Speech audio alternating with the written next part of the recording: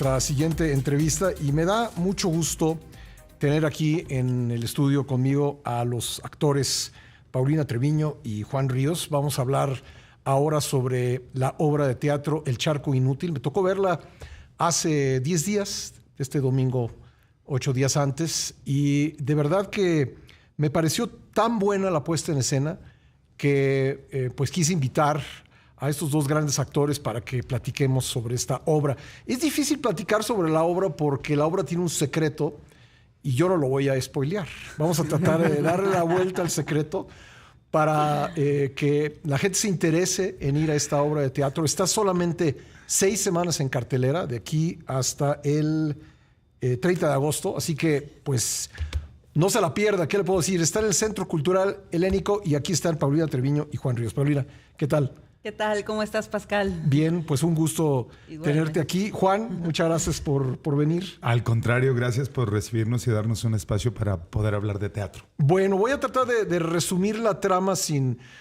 romper el secreto, pero diré primero que es una obra en la que hay 4 personajes, de los cuales 3 están en escena y de los cuales solamente 2 existen. Lo diría de esa manera. ¿Es correcto? ¿Es correcto? Sí, exacto, es correcto, sí. Es correcto. Y los 2 que existen están aquí conmigo. Paulina, que interpreta a Irene, y Juan Ríos, que interpreta a Oscar. No vaya usted a pensar que es una obra ligera, es una obra profunda. Es una obra que toca temas muy, muy relevantes como la soledad, como la salud mental. Es una obra que usted terminará con una reflexión profunda sobre muchas cosas y además de todo es una extraordinaria puesta en escena dirigida por Ruby Tagle con una gran escenografía. Quizá minimalista, pero no deja de ser una gran escenografía. Paulina, ¿por dónde comenzamos a relatar esta historia sin violar el secreto de la obra?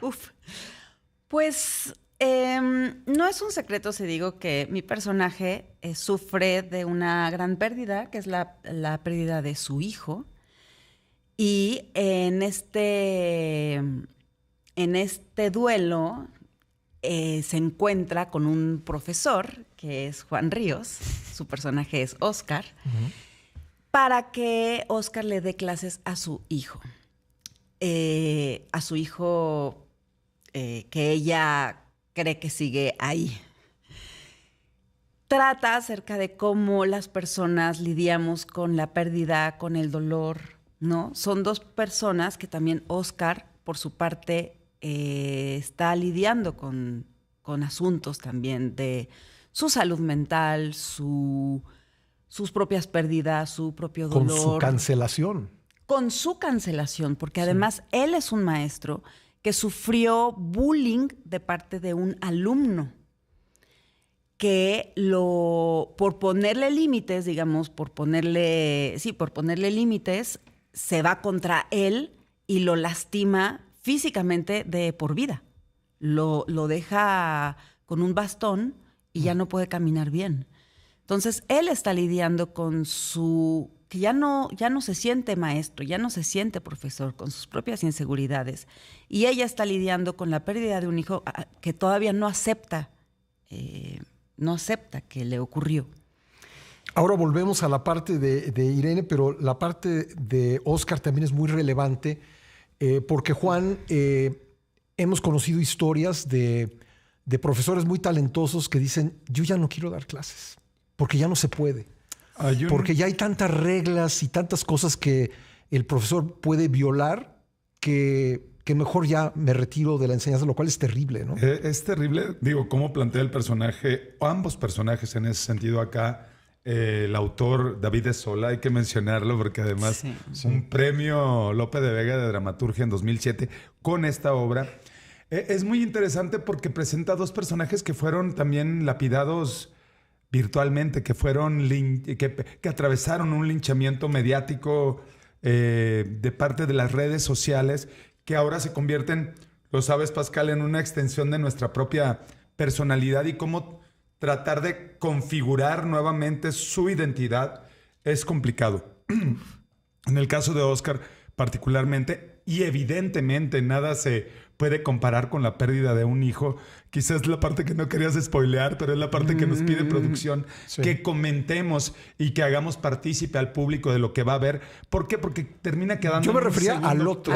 Ah, bueno. Sí, al otro. Hay otra vuelta de tuerca en esta historia. Sí. Y en ese sentido, Oscar lo que ha perdido es la vocación. Oscar lo que ha perdido es su identidad, lo que le daba sentido a su vida, que era justamente enseñar, transmitir conocimiento a sus alumnos, y de pronto por un atentado, un ataque que inicia en efecto como una discusión respecto a algo tan particular como pues, un alumno no debe estar fumando en las aulas de una escuela y menos a esa edad, se convierte en un evento que es juzgado también por ese gran público que es la gente, el anonimato que te permiten las redes sociales de pronto, y es totalmente cancelado, totalmente juzgado como alguien cobarde, como alguien que no se pudo defender, y cómo esto le fragmenta su propia personalidad, pierde la vocación y las ganas de volver a dar clases y de transmitir ese conocimiento. En ese sentido y en esa pérdida se encontrará con Irene, y justo se manifiesta eso como la posibilidad de reencontrarse a sí mismo o de reencontrar su vocación. Así se lo hace saber Hierofante, que es el profesor del profesor, y quien lo conduce a esa posibilidad de salvación. Lo interesante es que justo cuando se da este encuentro, me parece que la parte de nobleza que conlleva el personaje de Oscar y de esa capacidad de empatía y de compasión que tiene al conocer a Irene, el hecho de que se quede a dar clases a ese niño inexistente, a recrear esa vida que ya no está, a ayudarle a Irene a convocar ese recuerdo y esa evocación de su hijo, me parece un acto ya de entrada generosísimo, pero además que entra en una confusión porque se debate entre realmente vale la pena darle la espalda a la realidad para seguir soportándola, o es necesario enfrentarla para seguir con nuestro día a día. Es una gran reflexión. Yo no he leído la obra de David de Sola, solamente vi la puesta en escena, pero entiendo que en la obra original Irene pierde a su hijo en un atentado terrorista. Sí, En exactamente. el 11M en Madrid. Y fíjate que la obra no tiene grandes cambios, ¿eh? O sea, no, la obra original nunca menciona el atentado, digamos, nunca menciona a Atocha, jamás. Jamás. ¿no? Jamás. Dice, de hecho, lo menciona casi como un accidente, ¿no? En esos trenes, ¿no? Y listo. Y es una obra española, claro, ¿no? Yo creo que todos entienden. Es como decir, en Las Torres, ¿no? En Nueva York, pues todo el mundo. Pero si de por sí la muerte de un hijo debe ser algo terrible, la muerte de un hijo en un atentado terrorista es mucho más difícil de asimilar, ¿no? Y se entiende que Irene no acepte la muerte de su hijo. Pues sí, ¿no? Creo que muchas personas lidian de esa manera también, ¿no? Sí. Unas personas... Dejan el cuarto intacto, ¿no? Sí, no sacan la ropa del closet. No sacan la ropa del closet. Acá es interesante lo que dices, porque toma el autor estos dos referentes de la realidad, pero él construye una ficción. Al final de cuentas, los personajes sí existieron. Es decir, David de Sola toma esas referencias de un noticiero en donde aparece una madre y toma la otra referencia de un caso real en España, en el que un alumno ataca a un profesor y termina siendo expuesto públicamente, y los une en este mundo fantástico para contar una historia de una manera... Pues por un lado bella, porque lo interesante del drama es cómo él logra articular estos elementos y llevarnos, conducirnos a través de estos personajes a estas reflexiones sobre la pérdida, sobre la ausencia, sobre la salud mental, sobre la identidad, y cómo inventa una historia donde el público, además, porque cuando hablamos de pérdida y de salud mental, posiblemente nos vayamos a temas que resulten densos o que incluso a veces nosotros mismos no podamos tocar sin pensar que es algo denso, que es algo solemne, y lo hace de una manera articulada a través del humor y la poesía, me da la impresión. Entonces permite que la historia se mantenga desde inicio hasta fin con una expectativa de parte del público y con un nivel de atención que también hace que el público esté jugando con nosotros como una especie de investigador privado, porque lo interesante es lo que va a ocurrir después. Sí, y que el público se da cuenta, por lo menos yo como espectador me doy cuenta, van cayéndote 20 conforme va pasando. El gran secreto que a mí se me reveló al final, yo creo que igual mucha gente no comprendía que uno de los personajes en escena pues no existía, ¿no? O dos. Sí. Pero bueno, vale mucho la pena el Charco Inútil. De verdad, saldrá usted, si va a verla, haciendo una reflexión sobre muchas cosas. Y creo que eso es lo que aporta el teatro, Paulina. Creo que el teatro sigue siendo muy importante. Muy, muy importante, porque es el lugar donde nos reunimos todos a reflexionar sobre lo que nos atañe, sobre lo que nos duele, sobre lo que nos gusta.